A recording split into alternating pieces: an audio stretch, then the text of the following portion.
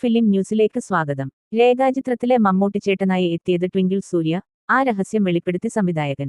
രേഖാചിത്രത്തിൽ മമ്മൂട്ടിയെ AI സാങ്കേതിക വിദ്യയുടെ സഹായത്തോടെ പുനഃസൃഷ്ടിച്ച രംഗത്തിൽ അഭിനയിച്ച വ്യക്തിയെ പരിചയപ്പെടുത്തി സംവിധായകൻ ജോഫിൻ ടി.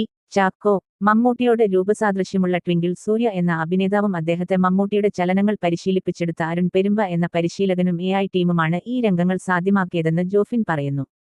ആൻഡ്രൂവിന്റെ നേതൃത്വത്തിലുള്ള മൈൻസ്റ്റൈൻ ടീമാണ് AI ഉപയോഗിച്ചുള്ള ഡി-ഏജിംഗ് നടത്തിയത്. സിനിമയിലെ സുപ്രധാനമായ നിമിഷങ്ങളിലാണ് മമ്മൂട്ടിയെ AI സാങ്കേതിക വിദ്യയുടെ സഹായത്തോടെ പുനരവതരിപ്പിച്ചിരിക്കുന്നത്. പെരുമ്പാവൂർ സ്വദേശിയായ ട്വിങ്കിൾ സൂര്യ മമ്മൂട്ടിയുമായുള്ള രൂപസാദൃശ്യം കാരണം വൈറലായ വ്യക്തിയാണ്. ഇൻസ്റ്റഗ്രാമിലും മറ്റും മമ്മൂട്ടിയുടെ ഗാനങ്ങളും ഡയലോഗുകളും അനുകരിച്ച് വീഡിയോ ചെയ്യുന്ന സൂര്യയ്ക്ക് നിരവധി ആരാധകരുമുണ്ട്.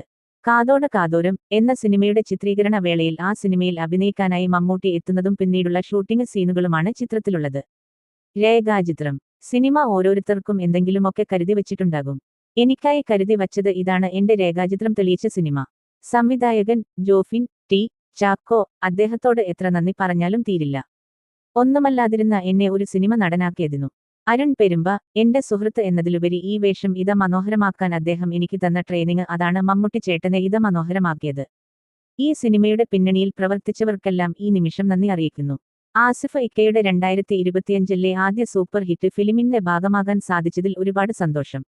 എല്ലാത്തിനുമുപരി മമ്മൂട്ടി സർ. അദ്ദേഹം യെസ് പറഞ്ഞിരുന്നില്ല എങ്കിൽ ഇങ്ങനൊരു വേഷമോ സിനിമയോ ഉണ്ടാകില്ലായിരുന്നു.